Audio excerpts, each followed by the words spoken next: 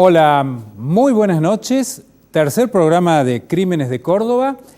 Hemos tenido un programa de el crimen del panadero Corradini, hemos tenido la matanza de Barrios Cerveceros. Hoy la cosa va por el lado del ámbito laboral, un crimen en una empresa. Se recordarán ustedes la fábrica de hielo que en agosto de 2017 trascendió para todo el país. Un hombre decidido a atacar a sus compañeros para consumar una venganza. Esta persona entró, mató a dos de ellos, dejó malherido a otro que sobrevivió de casualidad. Y esta noche les voy a traer la palabra de esa persona, de ese matador. También tendremos un testimonio indirecto de lo que vio y lo que cuenta el sobreviviente de lo que pasó en esos días y en esos años previos a la masacre.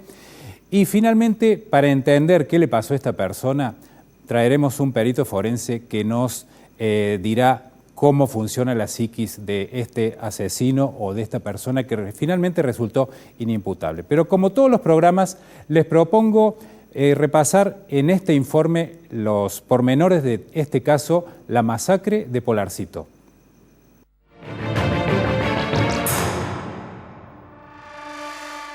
El protagonista de esta historia se llama José Gustavo Suárez, alias Cabrito. Tenía 41 años la mañana del lunes 14 de agosto de 2017 cuando entró a la fábrica de hielo Polarcito armado con un revólver calibre 32, Dillon volante y decidido a matar a sus compañeros de trabajo. Primero se dirigió a la cámara de frío y encontró allí al joven Damián Rojas, a quien le disparó un balazo en la espalda y otros 3 en la cabeza. Su primera víctima cayó muerta en el acto. Luego, Cabrito Suárez se dirigió a un tinglado donde estaban el padre de Damián, Ramón Rojas, junto a Alberto Herrera. Encontró primero a Ramón Rojas, a quien sin mediar palabra le disparó desde 50 centímetros apuntándole a la cara. La bala dio en la mandíbula, pero luego Cabrito Suárez le disparó a Rojas en un brazo y otra bala que le rozó un hombro. Como no fueron heridas letales y quedó sin balas, el asesino tomó una tijera de 15 centímetros y comenzó a apuñalar al hombre que trataba de defenderse. La muerte sobrevino por la segunda puñalada en el tórax. El padre de los Rojas murió minutos después desangrado. Con esa tijera, Suárez trató de apuñalar a Herrera, que intentaba escapar y defenderse. Cuando se estaba retirando para dar aviso a la policía, la tercera víctima fue atacada por atrás por Suárez, quien le clavó la tijera en el costado del cuello. Esto le provocó una parálisis que lo dejó tirado en el piso. Suárez se retiró y consumó una serie de actos planificados. Llamó al 101 de la policía y le dijo a la operadora: «Maté a 2 y hay 1 herido. Adentro está el fierro, arriba de la mesa». Luego se preparó para entregarse, se cortó el pelo y se arregló las ropas. Al llegar la policía, nadie podía creer que fuera cierto lo que el llamado del asesino había descrito. 3 hombres tendidos en el piso con disparos de bala y heridas de arma blanca. Por fortuna, Herrera estaba con vida y pidió que llamen al servicio de emergencias 107. Por eso, sobrevivió.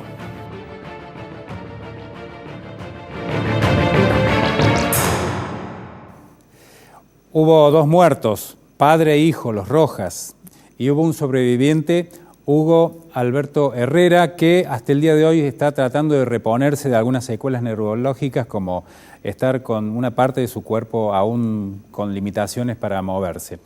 Y vamos a decir, además, que apenas terminó el ataque, después que vino la policía, corrió como un reguero de pólvora la noticia por todo el país. Empezaron a llegar los familiares a la fábrica de hielo de Barrio San Vicente y empezaron a llegar los periodistas. Fíjense el impacto que tuvo esto y la repercusión en todos lados.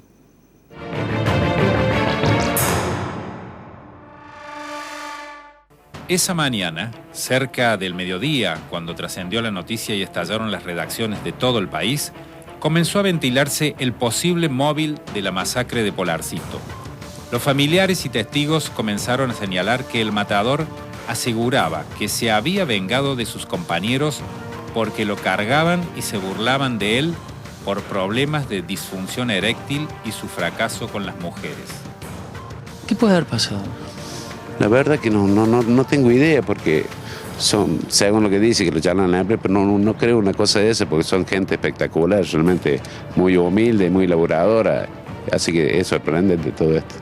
¿A vos no te cierra esta explicación? No, para nada, obviamente para nada, porque ya te digo, lo conozco muchos años, somos íntimos amigos, que un grupo, somos 6, 7, que comimos los asados los viernes generalmente, y bueno, pero realmente es inexplicable. Se habló de bullying, mobbing, acoso laboral, bromas subidas de tono, pero eso no fue cierto. Todo era un delirio de Cabrito Suárez. El matador tenía un problema de próstata y había sido operado. Aparentemente eso le habría provocado algunas dificultades sexuales que Suárez no procesó sino como un delirio persecutorio. Aseguraba que sus compañeros de trabajo lo estaban envenenando con el mate y que eso le provocaba la enfermedad que tenía. Además, decía que se burlaban de él y su impotencia con las mujeres. Todo era falso y producto de su loca imaginación. Si ha habido algo, lo desconocíamos totalmente. Ninguno de los empleados se acercó en algún momento a decir que tenía determinado problema entre ellos, claro, entre los compañeros de trabajo. Nunca nos enteramos de nada.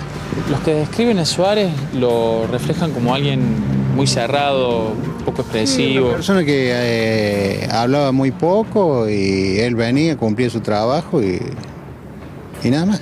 ¿Nunca se imaginaron que pasaba algo indudablemente grave por su cabeza? La verdad que no. Ni siquiera un problema de salud, que algunos dicen podría haber sido el motivo de ciertas cargadas. No, lo desconozco. Sé que él creo que tuvo una operación de próstata, pero nada más. Lo curioso fueron los preparativos y el accionar planificado de Suárez para matar a sus compañeros.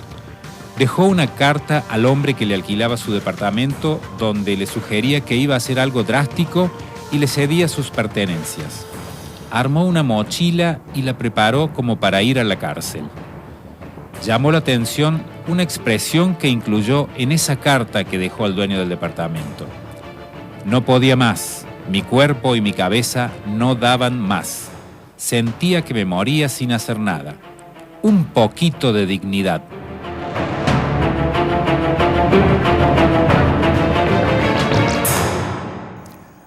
Un poquito de dignidad reclamaba alguien que estaba sobrepasado, alguien que estaba muy indignado con sus compañeros, pero que cursaba un estado delirante. Esta persona luego fue declarada inimputable por la justicia. ¿Usted quiere saber cómo pensaba esta persona? Aquí tenemos algo para ofrecerle. Juan Federico, mi editor en La Voz del Interior, logró contactar a José Gustavo Suárez en Bower, antes de que lo mandaran al psiquiátrico de Cruz del Eje, y logró este testimonio en el cual él expresa los porqué de semejante determinación. Obviamente usted se va a dar cuenta que estaba fuera de sí. Me decían que yo era un cagón, que no tenía huevo seco, me decían. Todos los días. Todos los días. Todos los días me hacían algo más. Ellos me pagaban la luz, ahí donde estaba trabajando, porque hay 3 tubos de luz. Sí. Pagan uno. Dice, ¿qué pasa, loco? ¿Qué? ¿No ves con eso? Era para decirme loco. Yo le dije al dueño. El dueño lo único que me dijo, ¿por qué no te vas? Sí. 2 veces me lo dijo. Él me dijo, ¿por qué no te vas? ¿Y que estaba viendo que me estaban echando cosas. Sí. El encargado le dijo. Pero tenían que haber sacado el encargado. No a mí, si yo lo huevo. Soy el único de producción ahí. El que trabajaba ahí era yo. Usted era el que picaba y embolsaba el hielo. Sí. Y él era el encargado nada más. Sí, por supuesto. ¿Por qué se arrepiente? Porque algo mal, lo que pasa. Es como estaba algo perturbado, no sé. No sé ni cómo empezó todo este día. Claro, usted no sabe eso. Pero vos hace rato lo venías pensando, ¿no, José? Yo quería que no me molestaran más. Claro. Y ahora, ¿y a los tres? ¿Tu bronca era con los tres? ¿Cómo? ¿Tu bronca era con los tres? Sí, porque los tres me querían voltear. Ellos los tres me abrían el candado. Te habrían encantado el loque tuyo. ¿Para qué te habrían encantado? Para envenenarme, porque no se me pare la... Ah, Porque no se me pare cosas. Pasa que yo me quedé enganchado con una hija o una sobrina. Yo tenía que formar parte de la familia, si no podía trabajar ahí. ¿y nunca has tenido problemas antes con nadie usted? No, con nadie. No, sí, me iba a ensuciar por todos lados, ensuciar en la carnicería, en la gente quinela, en el gimnasio, mataba gente que hablaban de mí. ¿Ellos? Sí, incluso cuando yo estaba en la BECU, Sí. yo hablaba del trabajo que ¿De Paloma? hablaba con los vecinos y él fue, golpeó la puerta a un vecino y dijo que yo le iba a negociar a él con la mujer, ¿A quién le dijo? a un vecino. Porque ellos en teoría eran los mejores amigos míos, pero después la mía me tiraban todas mierdas. Claro. ¿Y ellos? Y Eso. cada vez que yo me sintiera solo para aferrarme a ellos. José, ¿y no pensó en denunciarlo en la justicia o hacer otra cosa más civilizada antes que ir a pegarle tiro? Y no, la avisé fui con la cabeza visible de la fábrica y la fábrica, y el dueño me dijo, ¿por qué no te vas? Voy a poner una boda o no tenés pruebas. Claro. Me estaban envenenando, yo dijo, sabía que me estaban envenenando. Mataron en vida ellos a mí. Claro. Y me mataron bien, yo no puedo formar una familia así. Y jugábamos al fútbol todo. Íbamos afuera a jugar al fútbol. Fue de veces, pero cuando yo me enteré de que me estaban haciendo, yo corté relación. ¿Y eso hace cuánto que cortó relación con ellos? Hace como 3, 4 años. Tal se comía asado, se comía todo y cuando yo me levantaba de la mesa me echaban cosas. Echaban cosas en la comida, en la bebida. Y ahí empecé a tener problemas de próstata. Claro. Yo me hice análisis de SIDA porque no sabía qué me pasaba. Hasta análisis de SIDA me hice. Nunca pensé que ellos me hacían eso. Y pues, eran amigos, compañeros de trabajo.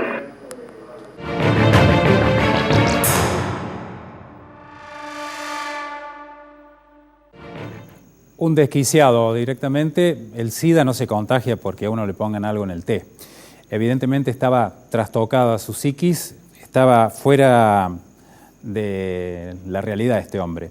El próximo bloque vamos a ver algo más, algo que está fuera de programa, algo que entró a último momento.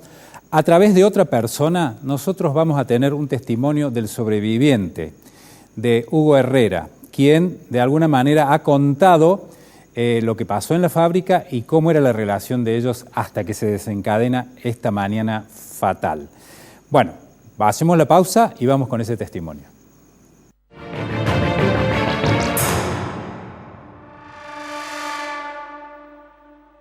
Estudio Jurídico Arias, abogados, agentes de la propiedad industrial, patentes y marcas. Este programa cuenta con el apoyo de la Asociación de Magistrados y Funcionarios Judiciales de la provincia de Córdoba.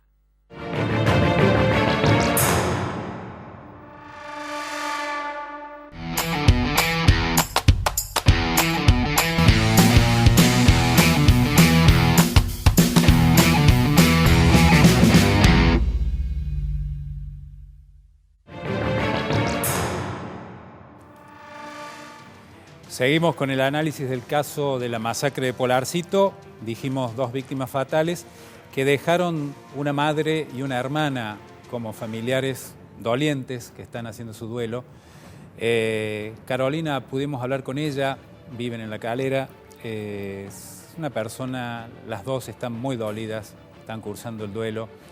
Respetamos su dolor, no quisieron venir, es muy entendible. De todas maneras, están contrariadas por lo que ha sucedido. Pero cerrando este programa, hace pocas horas, ya con la producción cerrada, yo realizo la producción periodística, me encontré con una perla, con una cosa inesperada, que fue un testimonio que me llegó a través de un amigo en común que tengo con el sobreviviente de la masacre, con Hugo Alberto Herrera. Hugo nos hizo llegar algunos conceptos, o esta persona que es muy allegada a él, nos contó lo que vivió Hugo, nos decía que a él le quedó grabado como algo negativo de aquellas jornadas posteriores a los crímenes, porque hablaron de bullying. Y ya sabemos, nosotros lo dijimos en el informe, no hubo ningún tipo de bullying aquí. Es el único que puede contar esto. Él dice que la persona que se decidió atacar, Suárez, perdió la lucidez cuando fue víctima de un problema de próstata. Con relación a lo que pasó, dice que 3 años antes él dejó de hablar con ellos, que el dueño los reunió, que lo enfrentó, le dijo que qué le estaba sucediendo y finalmente con los otros 3 empleados les dijo no le hablen nunca más. Él se volvió loco a partir de un problema de próstata.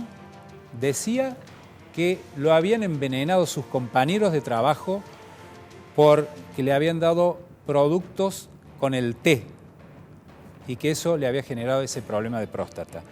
Sobre las bromas, sobre el bullying y todo eso, era más de su imaginación que de la realidad. No hubo nada al respecto.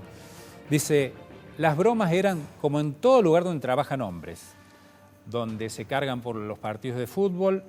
Hugo es hincha de instituto, es de Alta Córdoba. Iban a jugar con él al fútbol, los 4 iban juntos a jugar al fútbol. Damián, el joven Rojas, se encontraba con Suárez para ir a ver a la Mona o a bailar con la Mona en el Sargento Cabral. Y el propio padre de los Rojas fue quien le consiguió el trabajo en la fábrica de hielo. Es algo que realmente es difícil de explicar. Ramón era el encargado de la fábrica, tenía 59 años. Hugo era el encargado administrativo.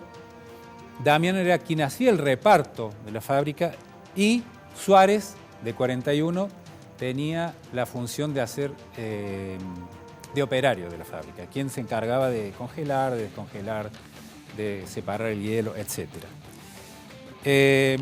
Hugo Herrera dice que tuvo mucho miedo de partir, que le dio mucho miedo porque además Suárez en algún momento también amenazó a su familia, que le podía pasar algo.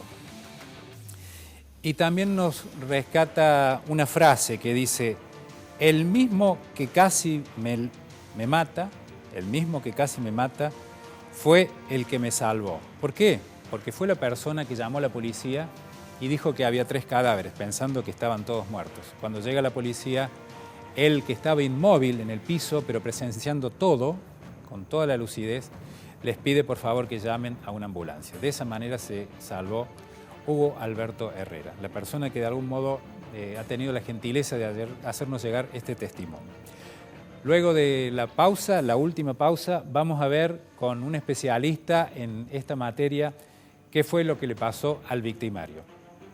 José Gustavo Suárez, una especie de persona que difícilmente le guste tener a alguien como compañero de trabajo, alguien que con un delirio paranoico mató a 2 de los suyos y dejó gravemente herido al otro.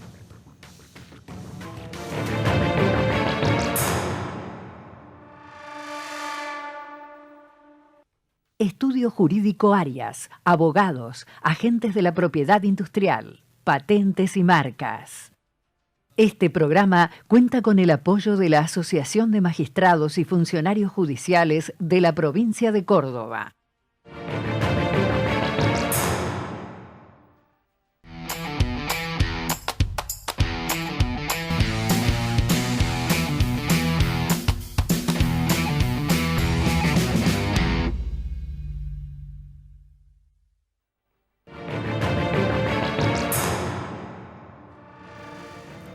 La masacre de Polarcito a manos de un desquiciado, de una persona que no estaba en sus cabales.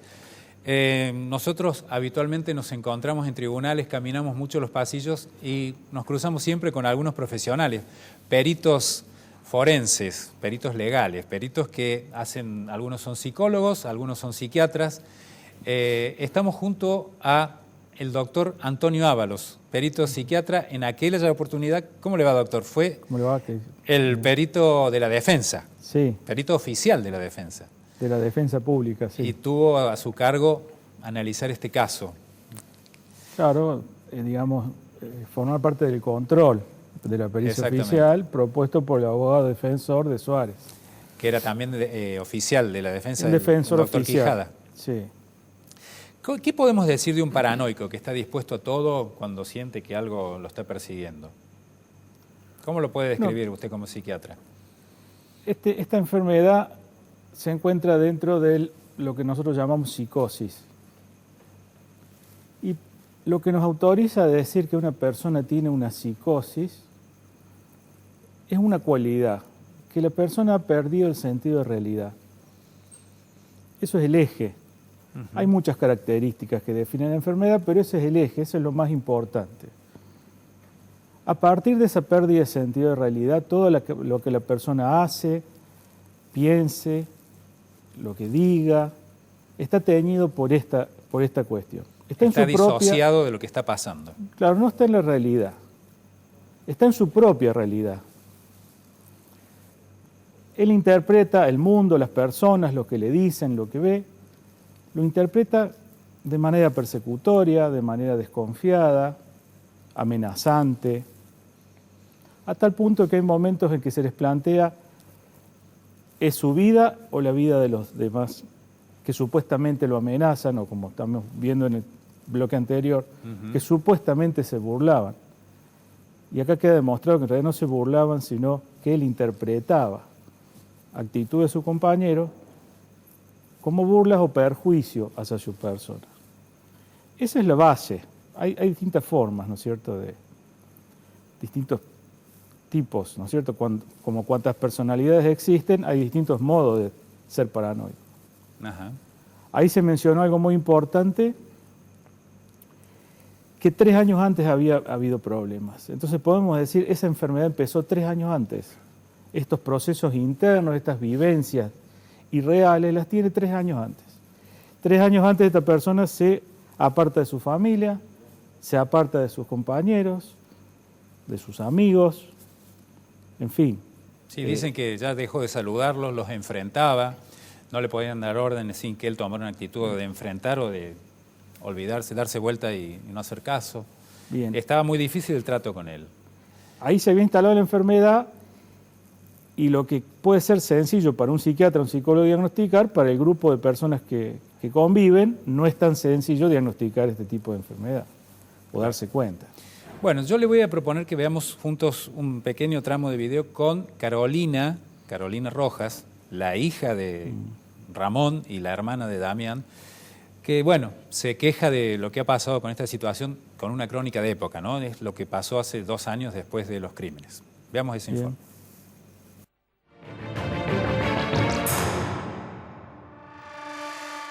Carolina, ¿van a pedir una nueva pericia psicológica? Es lo que queremos.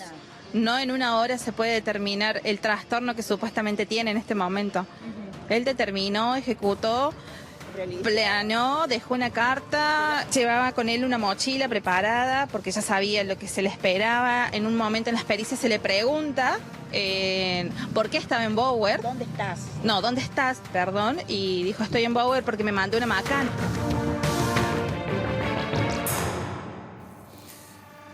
Bueno, de alguna manera están queriendo decir que él tenía conciencia de determinadas cosas y que planificó también, ¿no? ¿Cómo se puede explicar que una persona que está fuera de sí tenga tan preordenado todo y planifique? Bueno, eso se explica, digamos, porque la justicia, cuando ha ocurrido un crimen, pretende investigar si la persona que ha cometido el crimen le pide a los técnicos, a nosotros, psiquiatras, psicólogos, que veamos si la persona es sana o enferma mentalmente. Y si la persona está enferma, saber si esta persona comprendió sus actos, la criminalidad de sus actos, o no los comprende. Y para eso el derecho penal fija 3, digamos, circunstancias por las cuales una persona puede no comprender lo que hizo. Una circunstancia es si la persona tiene insuficiencia de sus facultades mentales. Esto quiere decir, habla del retraso mental, o cuando la persona es una mente infantil, por decir un término que se entienda. Claro. Entonces su inteligencia no le permite comprender el nivel del menoscabo de su inteligencia. Otra cuestión es si la persona ha sufrido un estado de inconsciencia, y esto tiene que ver con intoxicación por drogas, alcohol, de manera muy severa, o enfermedades como la epilepsia, casos más raros, que pueden hacer que la persona pierda la conciencia de sus actos. Lo tercero que queda es lo que se denomina alteración morbosa de sus facultades mentales. Y en este caso, los peritos oficiales, que nosotros firmamos de acuerdo con esto, determinaron que tenía un trastorno delirante crónico. Este trastorno delirante crónico, como lo dije anteriormente, al decir delirio y decir psicosis, pierde el sentido de realidad, se incorpora dentro de este apartado que es alteración morbosa. Esto que plantean los familiares, que es comprensible, porque los familiares están en duelo, están con un sufrimiento, con un trauma, haber perdido un familiar de manera traumática, un poco no se explica en este juego de la justicia, o quizás quieren una consecuencia mayor sobre el victimario. Pero bueno, los peritos oficiales determinaron que esta persona estaba bajo este apartado de alteración morbosa, es decir, sus facultades mentales estaban enfermas. Básicamente su juicio crítico que está desviado, fuera de la realidad, y su pensamiento que construyó un delirio. Entonces planificó, es cierto lo que dicen, porque eso está acreditado. O sea, planificar es parte del delirio. Planifica dentro de la lógica delirante, planifica creyendo que se burlan de él, planifica creyendo que lo han envenenado, y fíjense la interpretación delirante de que eso le causó el problema de próstata. Entra dentro de su propia realidad y se va complejizando. Los va viendo cada vez más amenazantes a todo su entorno. Doctor, sí. Y brevemente, estamos con el tiempo justo. ¿Y qué puede pasar con una persona que está internada en el Hospital Aurelio Crespo y algún día puede salir? Las preguntas que se hace la gente común. Bueno, lo que pretende el espíritu de la ley es que tenga este tratamiento, digamos, este artículo 34 del derecho penal que plantea si una persona es inimputable, porque si es imputable y comprende, irá a un tratamiento carcelario. En este caso se determinó que es inimputable, va a un tratamiento psiquiátrico. Y el espíritu es hasta que hayan desaparecido las condiciones que lo volvieron peligroso. O sea, no es hasta que desaparezca del todo la enfermedad, porque probablemente la enfermedad no se vaya nunca. Lo que tendrán que determinar ahora los equipos tratantes y en algún momento con nuevas pericias es si han desaparecido esas condiciones que a él lo hicieron peligroso. Ahora, lo que es cierto, nos preguntamos, ¿y cómo será el destino? ¿Cómo será?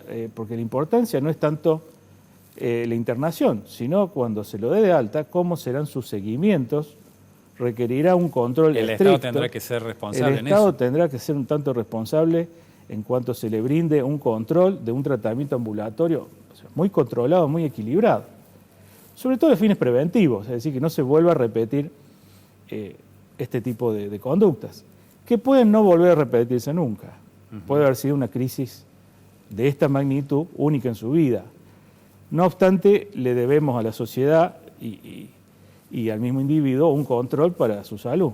Bueno, doctor, muchísimas gracias por acompañarnos. Muy gracias por la invitación. Muy amable.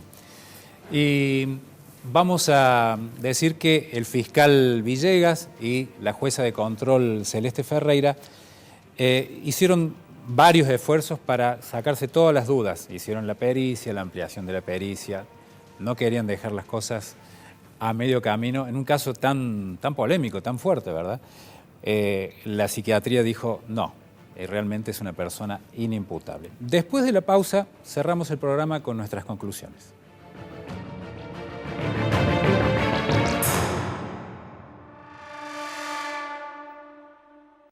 Estudio Jurídico Arias, abogados, agentes de la propiedad industrial, patentes y marcas. Este programa cuenta con el apoyo de la Asociación de Magistrados y Funcionarios Judiciales de la provincia de Córdoba.